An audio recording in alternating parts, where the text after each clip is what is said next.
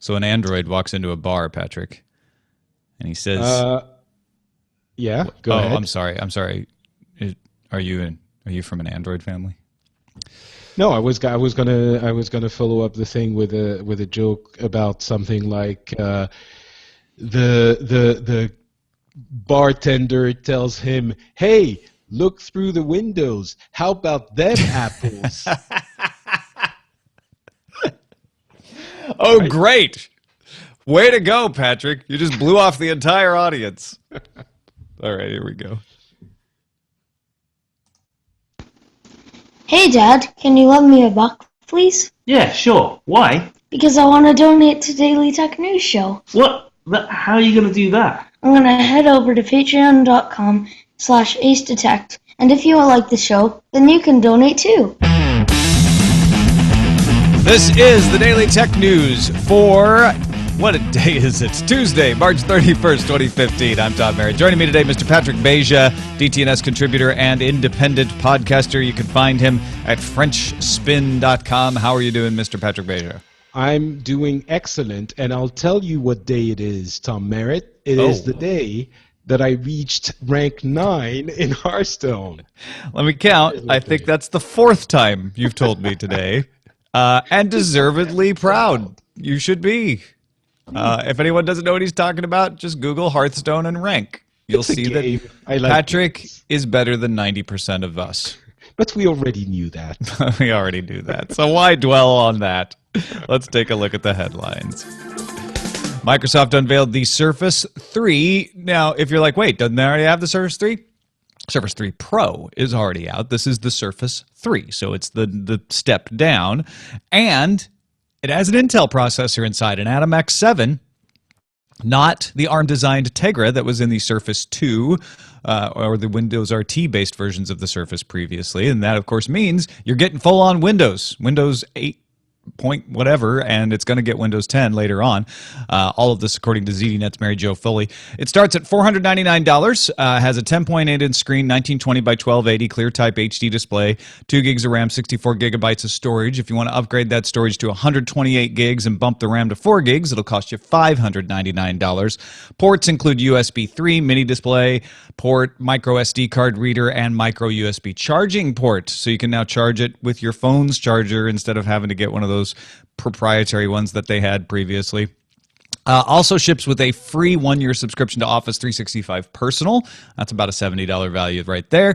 However, you are going to spend money on a keyboard, which is going to run you $130, and the stylus that comes with the Surface Pro you have to buy separately, although it does work with the Surface, for $50. You can pre-order the Wi-Fi versions from Microsoft today, and then there will be LTE versions, probably at more expensive prices, sold through T-Mobile and Verizon wireless stores in the United States later this year. This is an interesting product. It does become a little bit expensive if you add in all of the accessories that you need to make it computer-like, which is the main strength of the Surface. I think it all hinges on the benchmarks and the power that we're going to see on that Atom processor. If it is a viable, full-blown Windows machine that also works perfectly as a tablet, in the tablet format, and as we know, the build quality on those Surface machines is excellent, I think it might be interesting. If, however, it doesn't have enough power to run Windows well, it might not be as great. Well, it's competitively priced when you compare it to an iPad, even if you count having to buy the stylus and the keyboard, which makes it quite a good buy right there, because it can now run Win32 apps. I think what you're rightly pointing out is, okay, that's great for low overhead apps, but things like Photoshop, am I going to be able to do that on here? I'm sure it's not. I'm sure it's not going to run Photoshop or very small limited tasks. But if it can run Windows with Office and email and the browser and everything without slowing down, that could already be something. Yeah, the key for me will be battery life. That's the benchmark I'm going to look at. Sure. CNET reports Google announced new Chrome OS devices Tuesday. The Asus Chromebit is an HDMI stick with Wi-Fi and Bluetooth that will sell for less than $100 this summer. The all-new Chromebook Flip is a tablet with a keyboard for $249, and the two new 149 laptops meant for the education market were introduced.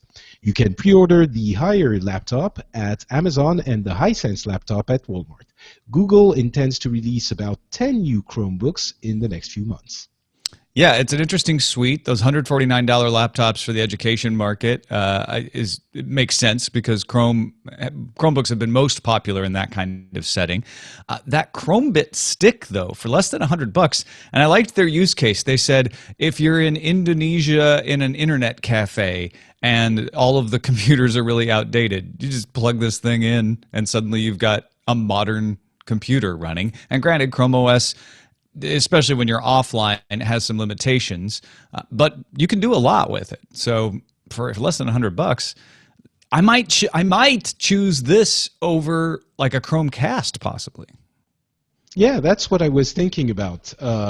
Maybe that could be an alternative to the Chromecast. It's definitely more full-featured, but then you have to add in a keyboard of some kind. So I'm not sure how that would work, but yeah, it's an interesting thing.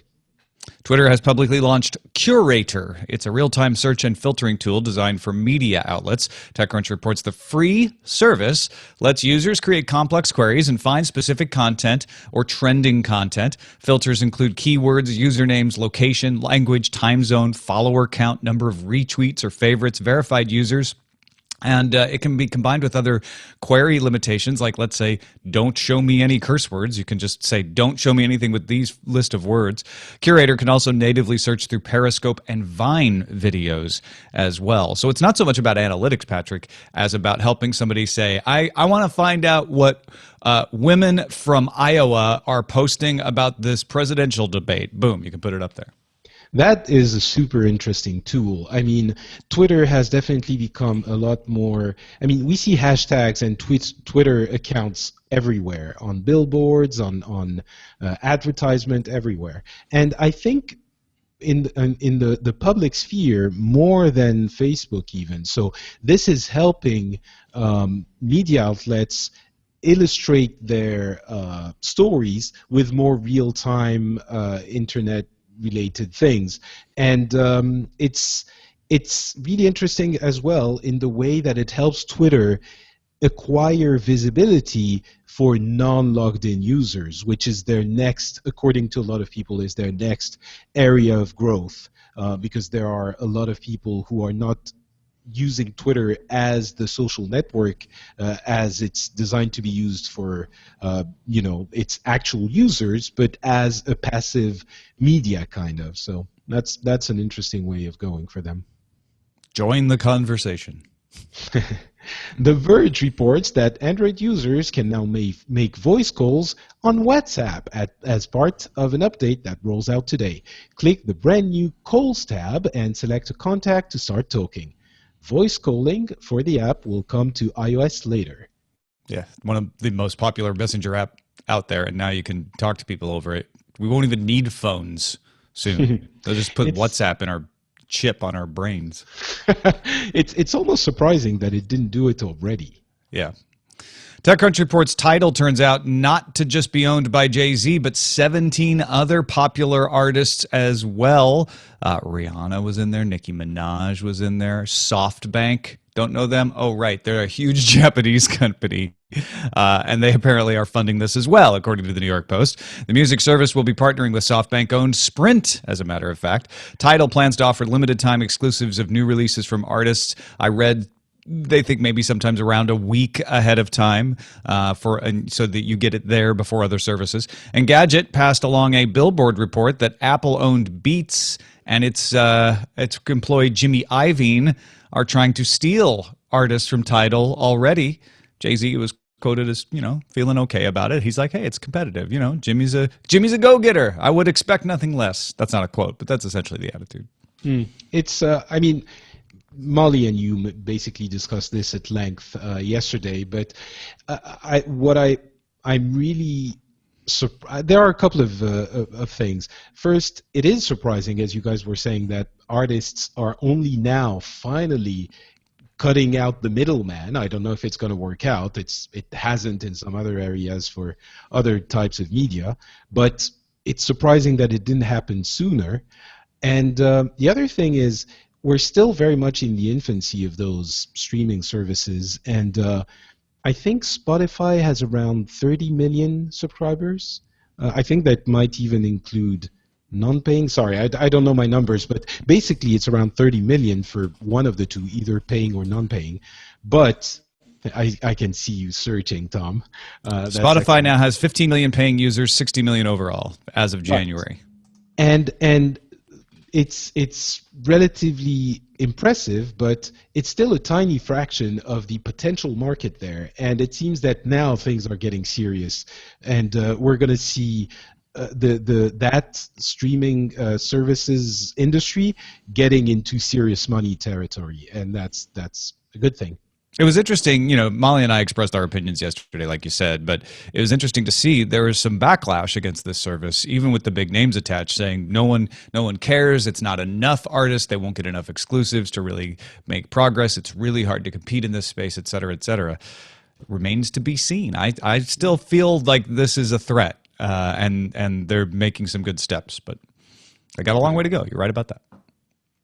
The Wall Street Journal reports Raptor raised $14 million to support the launch of Plays.tv. The new service lets players record, edit, and share key gameplay moments. CEO of Raptor, Dennis Fong, equated it to the share button on the PS4 for PC gamers. Raptor will be targeting amateur gamers as opposed to pro gamers. Yeah, so instead of people are like, well, why don't you just do Twitch? This is a lot easier for somebody who really isn't into streaming their gameplay all the time, right? You are the host of Pixels. You tell me, is this the kind of thing you think will get taken up by people? It's a very difficult proposition. It requires, so the key there is to make it super easy. I'm not sure though that I think people want to share their awesome gaming moments. I'm not sure they want to share them just on a dedicated network that has only that. Maybe they do. Maybe I'm just not seeing it. But I have a hard time imagining that kind of dedicated network. It becomes a little bit too niche, and I don't see how the content would be compelling to go back to it all the time.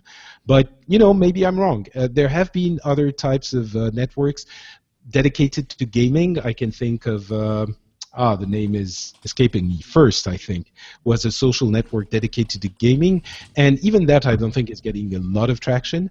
But maybe I'm not completely unsold on it. I'm just not sold yet. I'm waiting to see.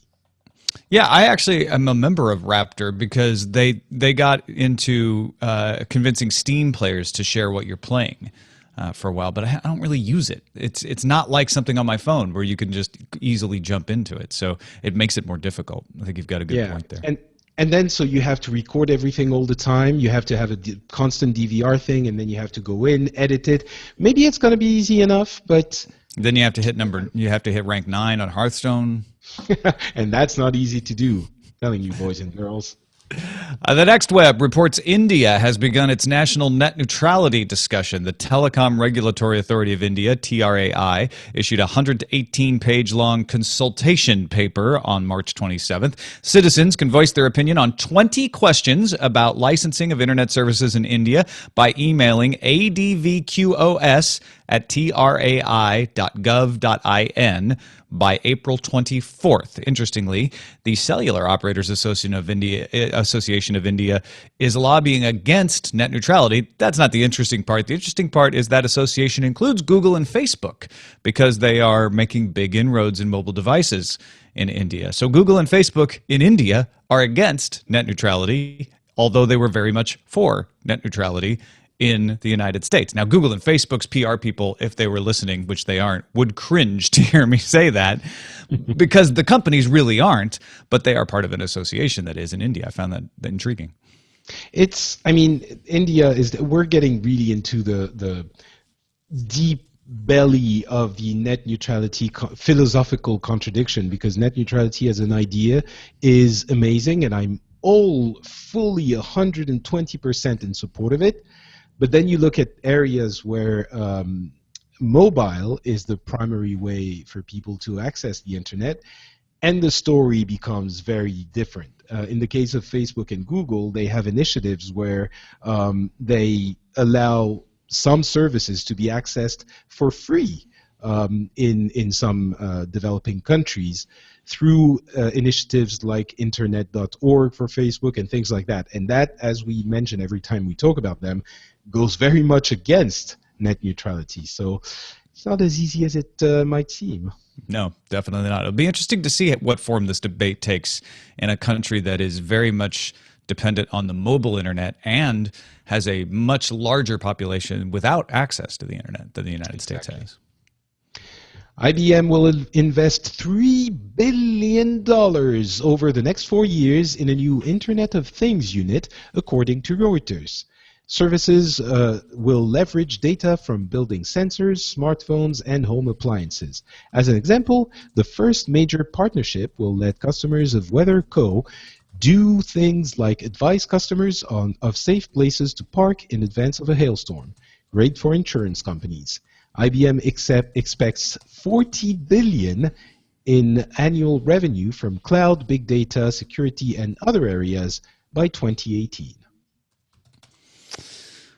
I think this is a really good sign for IBM. I mean, this is where they need to be going, and this kind of stuff. There was another example they gave about retailers being able to use WeatherCo to tell, based on the weather, how many people were likely to show up at their store that day.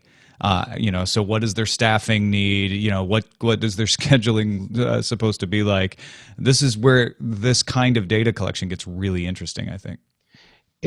I think there's a sort of a shift in what we understand as Internet of Things, because a couple of years ago we used to think it would be our clothes and our coffee makers and these kind of things would be connected to the internet, and our fridges. I think now it's getting a little bit more about sensors everywhere and data analysis and that kind of thing, and that makes a little bit more sense than having a piece of clothing that knows how much you sweat. Even though I guess that's... I don't really want to know that at all. Let's highlight a few stories that came from our subreddit, as do many of our stories, dailytechnewsshow.reddit.com. It really does help me clarify the stories that should go into the lineup versus the stories that shouldn't.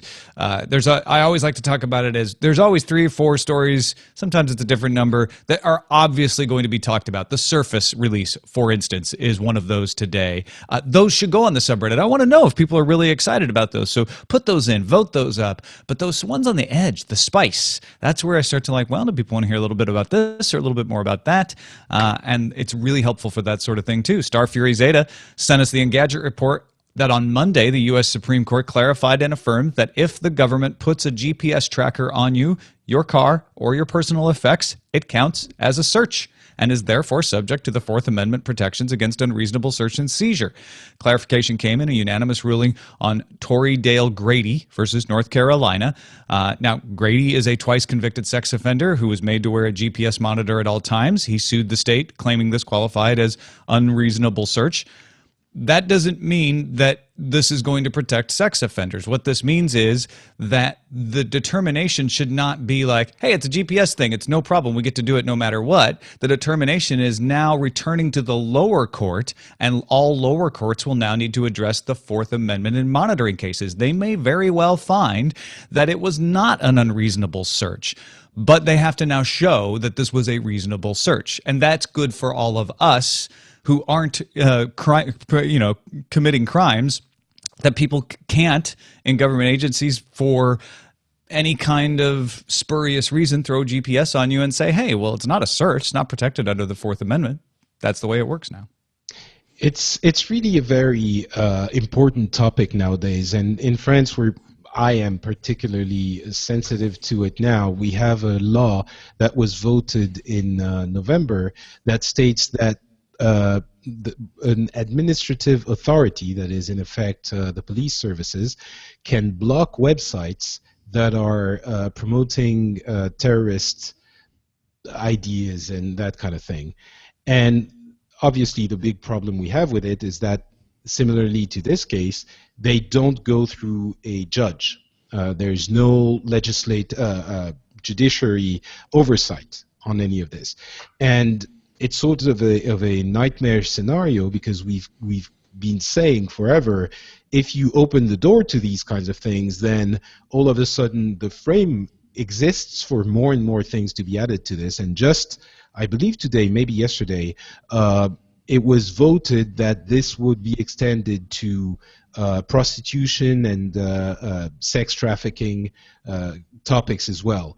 So this is also now into the type of category, the category of sites that this administration can block through, ISPs without any judge oversight, and that's very worrisome. So I'm very much cheering that decision, however unsavory it might seem in when you look at it in some ways, that decision that it does constitute a search, and that you need a judge to look over. Right, and it's only unsavory if you think that this means this person is going to go free, or if this person does go free and you think they're guilty. But don't forget, folks, the way the court is supposed to work is you're innocent until proven guilty. There's always the possibility that this person didn't do it, even if they've done it before.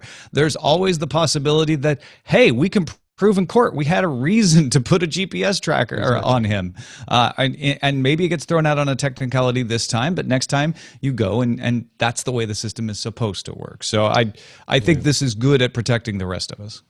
It's definitely the idea that some people take these kinds of debates to say, well, in that case you want these, in my example, the sites to stay up, or that GPS to not be placed on that person. That's really not what any of the people arguing this side of the issue are saying. What we're saying is, fine, just block the site, put the GPS on, just have a judge look over it and decide, yep, in this case it's justified. So Sunbun noticed Amazon has launched a new program called Dash Button. The program gives you a plastic Wi-Fi enabled button you can associate with a limited number of regularly used products like paper towels or razor blades. Push the button and the product is reordered from Amazon. Amazon is encouraging manufacturers to build the system into products like coffee machines that reorder beans or water filters that reorder filtration cartridges. The program is invite only for Amazon Prime members. And we're going to talk about this in our main discussion, but I'm all for it. I also think it might be a horrible thing, and I'll tell you why I can believe both of those things at the same time. I can't wait. Real quickly, starfuryzeta submitted the Guardian report that a Belgian study determined Facebook tracks web browsing at its site even if a user does not have a Facebook account, or even if that user has opted out of tracking. EU law requires prior consent before issuing a cookie or performing tracking. A Facebook spokesperson said the report contains factual inaccuracies and the authors never contacted Facebook. The study's authors said they would be happy to hear from Facebook. Someone needs to make these two talk, because first of all, they never talked to me. Well, if they want to talk to me, they can come over to my house. My guess is, without having seen all of the details of the study, is that Facebook is setting some kind of marker when you opt out or when you're not logged in to make sure that you are not tracked, but that in doing so, that marker could be used to identify the person who has opted out. My guess it's just a poorly implemented marker for opt-out, because marking for opt-out, it has a justification, and that's why Facebook's saying you don't understand what we're doing, and the study people are saying maybe you don't understand what you're doing. Yeah, it's possible. It's also possible that Facebook is just tracking everyone. I guess we'll get more information on that as well. But the prior consent for cookies is in Europe. I don't know if you guys end up seeing those now that it's been a couple of years that we have that law all over Europe, and it's so ridiculous. Basically, any site we go to has an overlay somewhere that informs us, hey, this site is using cookies. If you click here, then you're okay with it. And if you don't, you can just leave the site. Obviously, everyone clicks on OK all the time. I don't think anyone ever leaves the site like, oh, you're using cookies? Well, in that case, F you, New York Times. I'm sure some people do. Never say no one, because there's somebody out there who's going to write us and say, I'm the guy who does that. But you're right. Yes, most people just click on it. I agree. But I don't think any modern website can function without cookies. I mean, Right. most of them usually do have cookies. And you just see those overlays over and over and over again, because obviously they can't track you all the time, or you change IPs or whatever. And it's so frustrating. So that bothers me even more than the Facebook thing. So, Yeah. anyway. And honestly, it's easy to believe Facebook's just tracking everyone. My guess is they wouldn't do it so ham-fistedly. So I'm curious to see how this ends up being resolved. And that is a look at the headlines. All right, let's talk about Amazon Dash button. Absolutely want this for my razor blades. Now, you may say, Tom, you have a beard. Why would you buy razor blades? You still got to shave the neck hairs, particularly sometimes. And so when they run out, or when I'm down to the last one, I always have to remember to go order them. In fact, I did it today because this story reminded me, like, oh, right, I still need to order those. Here in the United States, I don't know what it's like in France, Patrick, but you have to usually go and ask someone to open a locked case to get refill cartridges for your razor blades. So that's why I just order them online for that and many reasons, because it's a real pain to buy them in person, even though I'm already at the store. I would love a button like this. At the same time, this is Amazon's plan, right? The Amazon Echo is meant to get you to buy digital stuff. The Amazon Dash, which is the predecessor of this, that little wand that you can speak to or scan codes on boxes, is meant to get you to order things from Amazon Fresh in the places that are testing Amazon Fresh. This is just a button to sell you more stuff. While I want this, Patrick, I also fear retail, like my house becoming a store. Huh. That is an interesting view on it. Well, the thing is, your house kind of already is a store. No! In that sense. Because you do buy new razor blades, and you need them, and you do buy new, beans for your coffee machine. The only difference is that instead of you having to remember to go to the store, you can just press a button. And it magically appears the next day, which is honestly, if there's one thing that Amazon is good at, well, there are many things that Amazon is good at, but one of those things is making it incredibly convenient for you to order stuff from their, from them. And I've recently dove into Amazon Prime, and I'm ordering stuff all the time now from them. With the next day delivery, and so they definitely know what they're doing there. I'm not sure about the dash button though, because sure, you can set it up, you can set up the dash button for your razor blades, that's one button, then for your coffee beans, that's another button, and then you have, pretty soon you have 15 different buttons for 15. And the pictures of the buttons, by the way, folks, if you haven't seen them, they're little plastic dongles with a big garish brand name on them for whatever it is you're ordering. Which is fair enough, but so my mind immediately goes to things like the practical things. Does it have a battery? How long does that battery last? Does it provide feedback? Like when you press the button, does it beep once to make you understand that you successfully placed the order? Yeah, no, that's a good question. What I haven't explained is that it will only let you push it once successfully, and then it won't read any more button pushes until that order has shipped, to prevent you from accidentally pushing it a bunch of times. Sure, but if you mistakenly push it, can you? I guess they did say you can cancel. It sends a note to your before it phone, ships. which Yeah. then you can cancel the order from the alert on your phone as a guard against an accidental order. Yeah, it's very cleverly thought out, but I'm not sure that it works if you need 10 of them.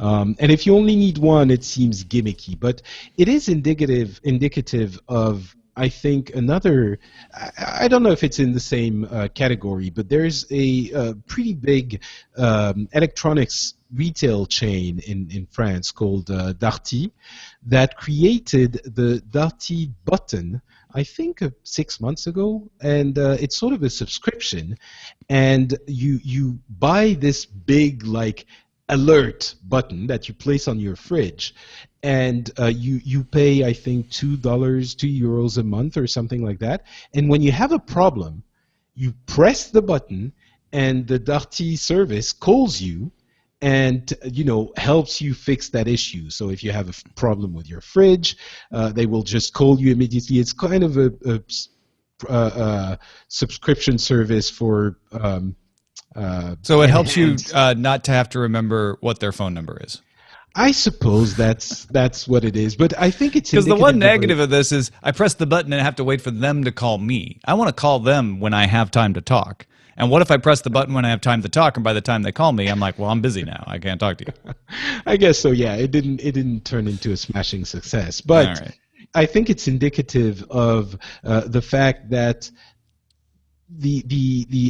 ironically, it's kind of related to the Internet of Things. It's the fact that services want to integrate your lifestyle more and more deeply, and that's kind of what Amazon is doing. It's simplifying you using their service, but also entering your life in a way that hasn't been possible before.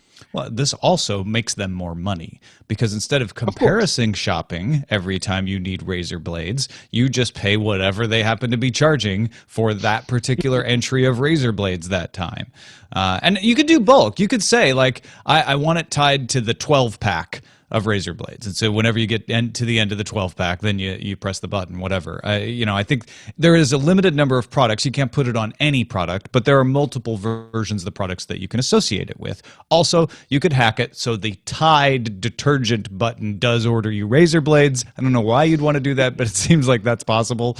It's not like the art is connected to the electronics inside. But still, I feel like, I had ordered, this is just random, but I had ordered razor blades in 2013. That was the last time I ordered. Wait, no, it couldn't have been that long ago. No, it was 2013. It was the last time I ordered razor blades. That entry on Amazon was no longer available. So I had to search again to find the new entry for those same kind of razor blades from Amazon to order them today. So the button would have been dead by the time I clicked it. I have a killer use for this. New parents for diapers. That might be useful. But now here's the thing, right? They only have Pampers. If you want another brand, then you can't use this. So you have to use the brands they have right now. That's another limitation. I think that's where the convenience gets. You're just, oh crap, I have to order diapers, because that's the kind of thing. It's not like Mr. Bearded Tom Merritt ordering razor blades every 2 years. It's something you need every week when your child is. We haven't really talked much about the Dash replenishment service, by the way. That's where they want people to take the same technology in the buttons and build it into machines. Right. So that's I what think one of the killer uses for that is the water filter, because Brita is on board. They're testing this. They are going to make a version of their water filter pitcher where it will know when the filter is done, has reached its expiration, and automatically order a new filter for you. Yeah, I can especially see this on the Nespresso machines, where it's actually powered. Counts the number of capsules. Yeah, that's great. Exactly, and it's powered, so and it's not like it needs a battery or anything like that. It's integrated into the machine, and Nespresso doesn't really need Amazon for that, because they already have that. I don't know if they have those in the US, but they actually have stores that sell those luxury capsules. But that's what Amazon wants. They want anybody from a small business up to a Nespresso-sized business to use them. They're like, you can sell it yourself. You can use Amazon fulfillment and sell your stuff directly to my Amazon customers, but we're going to have a bunch of customers. We have this system. We have 10 lines of code. That's all you have to use to put into your machine, as long as it's already Wi-Fi enabled and has a couple other, electronics hardware requirements, and then you can just plug right into the system. So I think what they're hoping is the Nespressos of the world will see this as an advantage to sell more capsules. Sure. I think in the very specific case of Nespresso, they already have the distribution network they don't need to give money to Amazon to do that. But I'm starting to see that in some specific use cases, it might actually be useful. Yeah, it's pretty interesting. Well, I signed up, so I will let you know when my razor blade button is finally available. I hope, and that's the other thing, it's invite only for Amazon Prime users only, so it's very restricted at this moment. Let's get to our pick of the day from Jamie, who came across a cool iPhone 6 and 6 Plus case today and wanted to make it his pick. It's the ALM Cam Light stabilizer mount with video lens and mic for the iPhone 6 Plus. It's an all-aluminum iPhone case, turns your stock iPhone camera into a wide-angle or macro lens, and includes a mic for recording better audio. He saw an unboxing video for the product and thought it looked really solid. It's on Amazon. At the time that he saw it, it was available for $123, but we'll find it for you and put a link in the show notes as well to let you know how much it is. But it's a cool looking thing. I don't know where I had put a link in the show notes, and it seems to have disappeared. So I'll have to find it again. But I don't know. You ordered all of this kind of equipment, Patrick, and I thought maybe this is the kind of thing you might be interested in eyeballing. Yeah, I just found it. It's interesting. I have to be honest. I've never used any of those dozens of things I bought when I was on a trip to the US last time at your place. So I'll wait for additional reviews on that ALM Cam Light stabilizer mount with video and lens. With the snappy name. Yeah. All right. I found the link now too. It looks nice too. So, we haven't tried it out, but Jamie loves it. Send your picks to us like Jamie did. Feedback@dailytechnewsshow.com. And you can find my picks at dailytechnewsshow.com/picks. Here, I'll put it in the chat room for the live viewers too. All right, our messages of the day. Try to get through these pretty quickly. Alistair in snow-covered Moncton, he says, I almost used an expletive instead of snow-covered, said, love to talk with Molly about streaming services, especially mentioning the Pono service and apathy towards quality of music.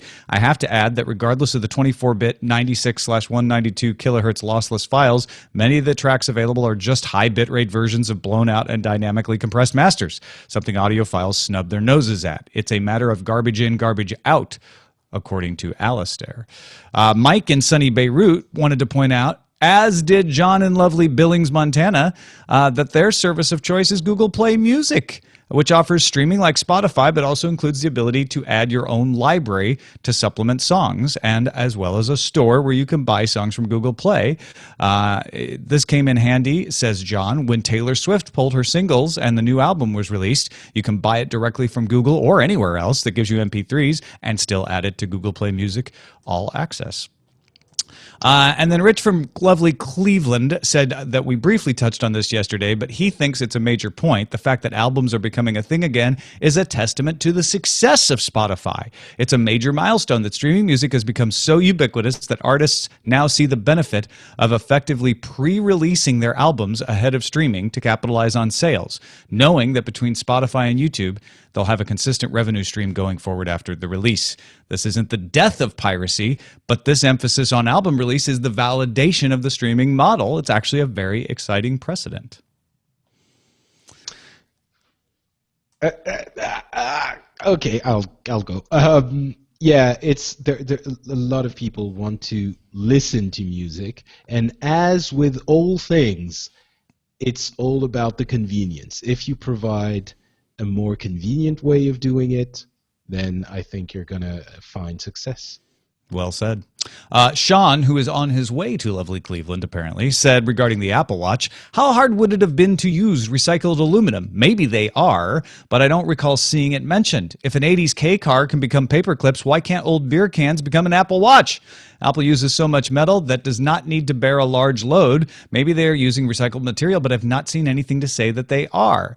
Now, Apple does have a big page where they describe their green initiatives, and they talk specifically about recycling aluminum. They say today's Mac Pro uses 74% less aluminum and steel than a previous design, but they don't say anything about using recycled aluminum in their products. So I'd be curious if anybody has seen any Apple discussion of that from Apple, a specific Apple source, or if you are a designer who knows, like, well, you can't use recycled aluminum for that because of X, Y, or Z. Feedback at dailytechnewsshow.com. And finally, both Garen and Randy wrote in regarding Molly's problems with late Prime shipments, wanting to let us know that if your package is late from Amazon Prime, be it the fault of Amazon or the shipper, they will extend your Prime membership 1 month. Now, Randy says no questions asked. Garen seems to think you have to call and talk to them and convince them to do it. But Randy says, in total, since I've been a Prime member, I've gotten 6 months free. Just contact them via chat support and get it extended. Takes 2 minutes if you're Randy. Yeah, I think in my case I had an issue. I don't think it was something that arrived late, but it was a similar problem.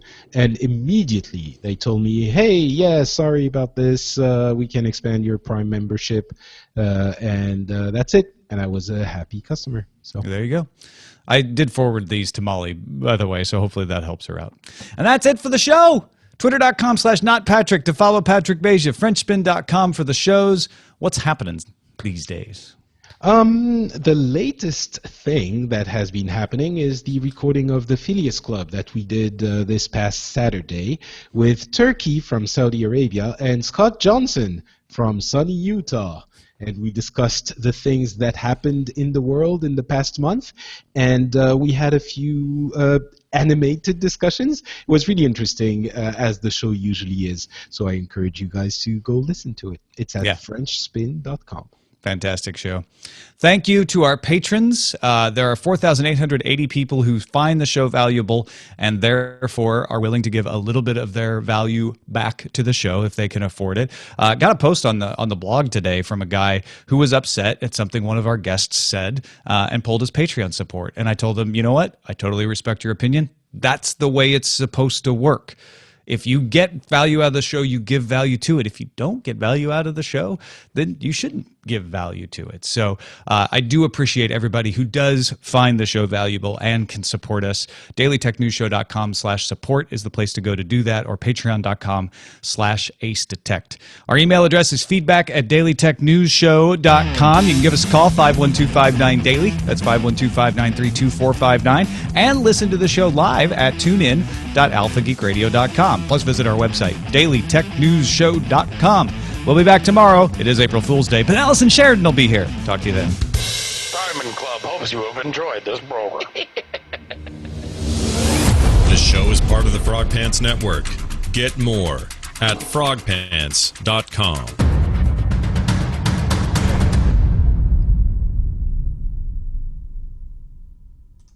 Wow. I like this new So Scott, much timpani. The Scott in a world. In a world of frog pants. In a With world pants, with where frogs. shows Only one are show pants that wear can frogs. screw up and play the Diamond Club thing first by accident. Good show. Thank you. Thank you. Who do you guys want a dash? A dash button? I want like something like a dash calculator that has like the option to just be like 10 things on one little square. Do. I don't want like 10 little things Fair on my enough. fridge. Well, so Like basically you want an iPad app. I want a super dash. You were right. You were right in front of me because I was like, Yeah. "Oh, so you want a touch screen where you can swipe between Yeah. things?" And then Patrick's like, "So you Yeah. basically want it." Yeah, that's my bottom line. Is like there are too many repeatable products in my household for me to want buttons of all of them. But see, you put My a God. paper towel button right next to the paper towels, and then you put the laundry detergent button on the washer and dryer, and then you put the beer button in the bathroom floor. The where beer. it passed out. Or the beer TVZ went. Gone has it. TVZ Gone has it. in the form of a title. I can't believe we didn't think about it. Press button, receive bacon. Yes. I think, that's the I love that exact one. use Should that be case. our title? I mean, right? No, but I want that button. Especially I think that's if the bacon arrives already, crispy and warm. Well, that's the thing, right? Immediately once the show was over, I thought of beer. Like, wouldn't it be great if you press a button and within like 10 minutes beer shows up? That's Uber Fresh, by the way. They're like, you order food from us, you'll get it in 10 minutes. 10 minutes? Yeah. No. I wanna don't make beer believe hot. them. I don't believe them at all. But you can try it, Jenny. It's in both our neighborhoods. They just launched it over the weekend. Is it? I had Amazon Fresh a long time ago, and it took 3 days to get. No, an order. Uber Fresh, not Amazon Uber Fresh. Fresh. Ah, right. Uber is doing it, and it's a limited menu, and it's at different restaurants every time. So, like earlier this week, it was the counter, a burger from the counter. Oh. But you basically get out the app, Uber Fresh, pick the burger. Within 10 minutes, you're supposed to have a hot burger at your house. That's like technically impossible. In Los Angeles, mind you. That's impossible. in 30 minutes? Or less. Search your minutes. feelings. You know it to be true. What if they don't show up within the 30 minutes? Do you get it off, or do you get a discount? 10 minutes. Oh, 10 minutes. You get Maybe do I have that wrong? That can't be right. It's not possible. No. I agree with your impossibility statement. You know what they do is they have local people within that neighborhood cook Oh. and just have the food on hand and they run over. I just made this. Germs. To quote Putty, germs. They have microwave ovens in their cars. I don't know. It seems so. There's 100 old 10 burgers minutes. from the. I'm looking at it. Uber Fresh delivers tasty, ready-to-eat meals in less than 10 minutes. Well, Our I think- lunch and dinner I think menus. it's not the 10 minutes that's the lie. It's tasty and it's basically tasty. That's the lie. Yeah, but they tell you where it's from, too. That's really smart, right? Today is another burger from the counter, the burger with potato chips. So they have 100 burgers sitting in a keep warm thing on a truck somewhere. They'd have to, right? I mean, there's limited hours. It's only lunch from 11 a.m. to 2 p.m. and dinner from 5 p.m. to 8:30 p.m. Then they have brunch hours on the weekends. But still, I don't know. the counter is more than 10 minutes away from me, I swear, at this I time know, of day. Yeah. That What are they- delivery. Well, I guess even that is more than 10 minutes. So. They have I'll a make time the same turner. one. I'll make Oh, myself. maybe they have a time turner. That would solve it. Can I point out the one thing about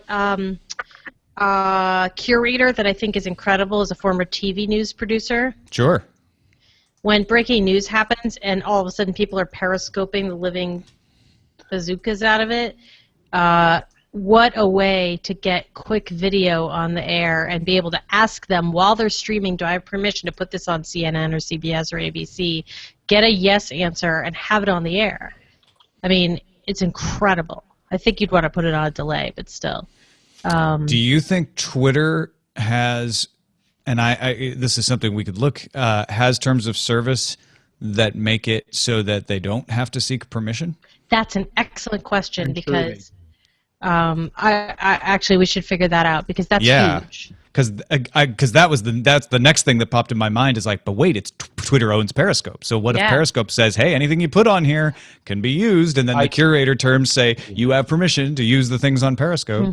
I don't think they would have designed the service. I don't think their legal team would have let them design it without including this in the. Yeah. I agree. Yeah, I just haven't actually looked. So Well, what if you just could All right, click on guys. something? I have to go. all right, yeah, no problem. Bye, Thank you, Patrick. Bye. Get some rest. Bye, Talk to you chat soon. room. Love It you. does. It does bring a whole new meaning to the word Baba Booey, though. Oh my goodness! Like it couldn't ever Well, be used purely live And unless you had a trusted periscoper. if it's the other thing is, if it's live, can't you just take it no. under breaking news, fair use? American Idol is live. No, but American Idol isn't news with a public interest. Yeah, it depends on how you feel about Harry If Connick there's Jr. like, right? I mean, but like during the hurricanes and stuff, people were. No, yeah, you're grabbing- right. Yep, absolutely. I mean, I think. And look, the- I think. The difference is like if it's recorded, then it's like, well, now you don't have as much of a breaking news interest because if it's broadcast and it's but going if out it's to Mars, live, you can usually get away with it on the first go round. I am not a legal media attorney. So so even if you did get the video show, you wouldn't be able to show subsequent. I mean, you wouldn't be able to show it again. But people do it anyway, during someone tweeted this video or I mean. And there are many. Well, sometimes they're they're just saying it's still news, so our legal department's going to claim for you. Sometimes they actually get permission. They work hard to go get. Sometimes they get sued. And then sometimes they get sued. Yeah. It'd be great if you could flag something, say someone's streaming something live, you flag it, and then you can send that person instructions hey, this is CNN. Can you tilt your phone up just a little bit? Yeah, it's huge. But with the way that all those comments and the little hearts and stuff are all on screen, aren't the comments on screen on Periscope, or is that just mere? Yeah, but you can turn them off. Yeah, but if they're coming into you, it could be okay, we heard there's something going over there. Can you go over there? And all of a sudden, you've the entire internet in a breaking news area is your reporting team. Yeah. It's incredible. I literally cannot wait for this to happen. Are you jealous?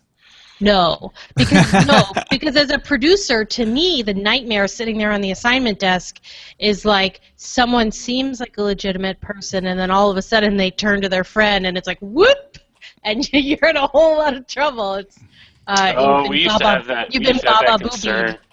Yeah. Back on screensavers. You know that very well, Roger. Yeah, the it's webcam. terrifying.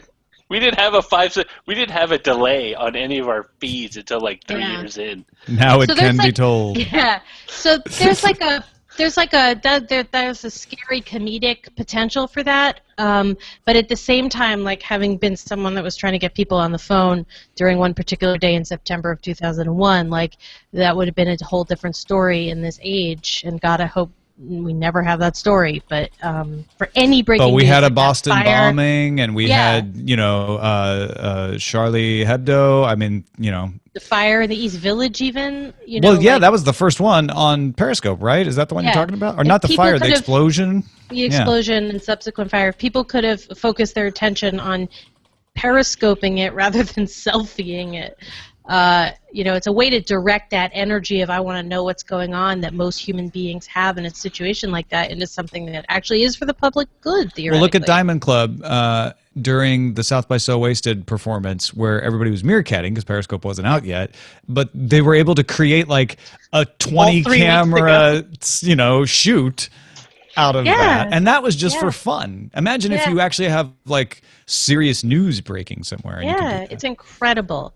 All of a sudden, it's incredible, and you're still going to need all the high quality production for major stories. But in breaking news, this has unleashed huge potential. Do you think Google's just kicking themselves because their Hangout video app does this?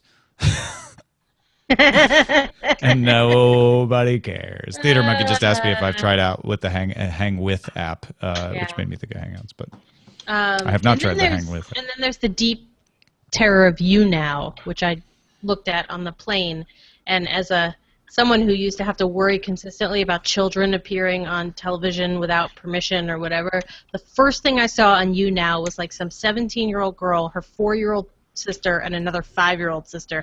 No parents in sight, no nothing, and I was just brave new terrifying world. But that's not new. I know. That happens on Periscope and Meerkat. You just happen to see it. No, but that happens on the PS4. It happened on Quick. You just happen to see it on YouNow. Yeah. It's not specific to YouNow, though. Yeah, but YouNow is the place where all the 15-year-olds are. It has more of them using it. That's fair. A higher percentage of them using it than Periscope per se at the moment. So it's going to be really fascinating. What's Meerkat's demo? That's a really good. I think for 3 weeks it was the entire population of South by Southwest, and now I don't know. So it was 25 to 34. And I cannot believe the speed at which this is all moving now. It's Meerkat, yeah, done. Ugh. What the hell? Oh, that's just. I hate it when the internet does that. I hate that. Oh, wait, now we got Periscope. Oh, this is not the first time, nor will it be the last. But it is there's certainly no room for two competing apps. What? Short attention span theater, right?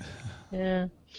So let's see, what else is going on? I'm publishing the post. Well, that's good. I didn't do show notes yesterday because I thought I was going to have time to do them in the airport, and then I got an earlier flight, so I got to do dual show notes. Yeah. Sorry, Alright. I could have did them. I didn't realize. I know. I didn't even have the time to mention it because I was running out the door, and then so I got to do those. Unless Roger, you have time to do those. Sorry, you kind of wavered off in the distance. I know, because I was ashamed of publicly asking for help with the show notes, but could I publicly have help with the show notes? Yeah. So which one do you want me to? Why don't punch you up? do today's and I'll do yesterday's. Okay. That would be awesome. Your show notes are coming, people. But Your that's show the notes end are of this coming. video. Fare thee well.